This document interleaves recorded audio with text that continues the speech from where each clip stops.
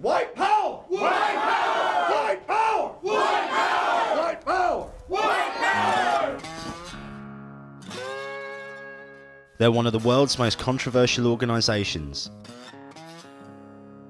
Now, 60 years since the birth of the African American civil rights movement, the Ku Klux Klan are on a recruitment drive for new members, including children.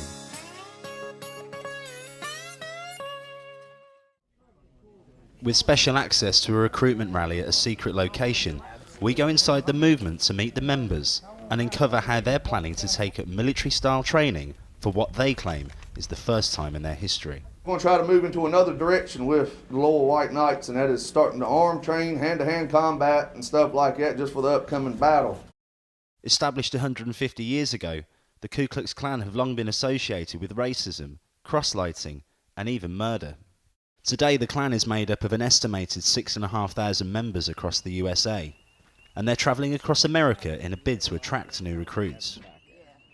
On the evening before their latest rally, we join them in the state of West Virginia on a night ride. Night ride is an old Klan term. When the Klan went out on a night ride, they went out and patrolled the streets and sort of vigilante style. Today, night rides consist of dropping leaflets in the local area, distributing these flyers for recruitment purposes.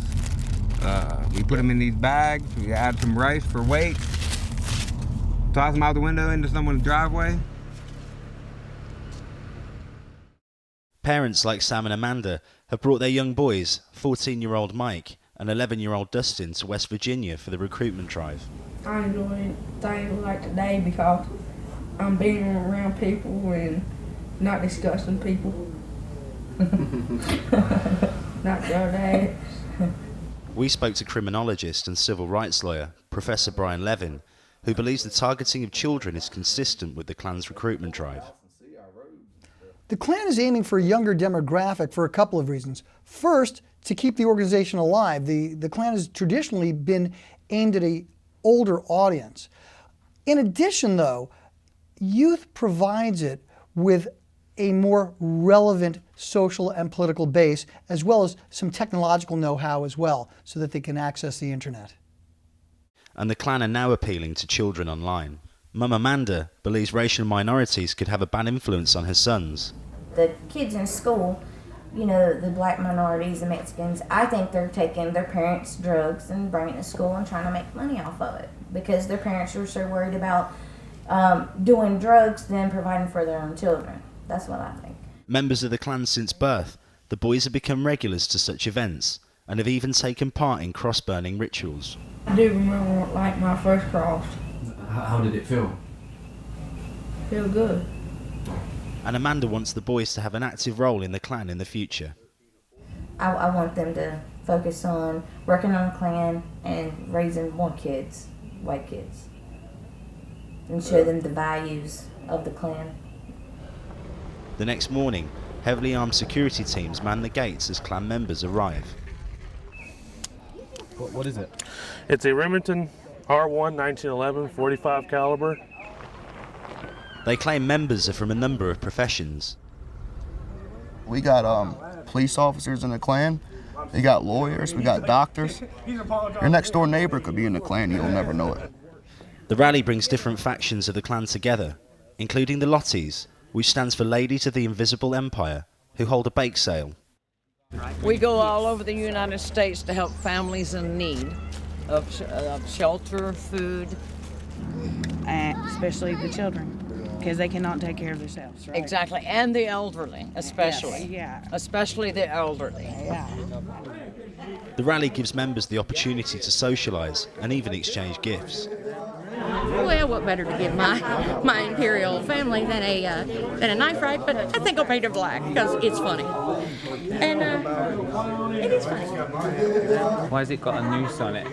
Well, because I had string sitting at the house. As the rally gets underway, Klan dragons deliver speeches on their views on race, sexuality, and even the media. You see, this state is a majority white state, a civilized Christian state. Unlike California, where they let the zoo animals walk free. Anybody who does not believe me, look at Michigan. The whole state's bankrupt. It's a majority black state. with 3 murders happening every day. Just goes to show you what happens when you take the nigger out of the jungle, but you can't take the jungle out of the nigger. If I were to push the envelope just a little bit more, and I said that I hate fags because homosexuality is forbidden by God's law. Praise God for AIDS. And these Jewish puppets who want to sell our ideals just for ratings on some TV show, they will be the first ones to hang for their sins in the end. Their sins against God and y'all's sins against humanity. With the crowd warmed up, one of the Klan seniors tells the group how they plan to move in a new direction. We're going to do something a little different for probably the next couple of years to try to get our men and women ready for the upcoming battle that we're about to take upon us. And this is something that no Klan's ever done. We're going to start it. All our boys are finally coming back home from the military, which is good, and we're getting a lot more military members joining. As we're going to start doing military training. Now that we got our Marines and the Army back, they're going to start showing us how to skin and how to survive off the land. We're going to try to move into another direction with the Loyal White Knights, and that is starting to arm train, hand-to-hand combat and stuff like that just for the upcoming battle. Whilst the Klan claim their plan to militarise represents a new approach, Professor Levin argues such tactics have been seen before. This is something we've seen throughout recent decades, where the Klan has gone through cycles where they've armed themselves, gotten in trouble, then mellowed out, and then armed themselves again. They're looking at a philosophy of a race war, and arming themselves is one way to telegraph to both their members and society at large that they are relevant. The latest rally only attracted 40 people, and organisers know they require more numbers to have an influence. The ultimate goal for myself is to have our membership get to the point where we can affect political change through the political system. Right now our numbers aren't quite good enough. But with such small numbers, can the Ku Klux Klan really have an effect in modern America? I think the real danger does not lie with the Klan being some kind of widespread army that has tentacles across the United States. That's not going to happen. But what we do have to worry about are individuals, autonomous cells, or duos committing terrorist acts on their own because they get training, they get inspiration, and they get know-how from being in the orbit of these hate groups. So do I think that the Klan as a holistic entity represents a significant widespread threat to the United States? No. However, loose radicals coming out of that orbit do in fact represent a threat of continuing terrorism here in the United States. Despite being low in support, the Klan leaders are confident they can change the political landscape.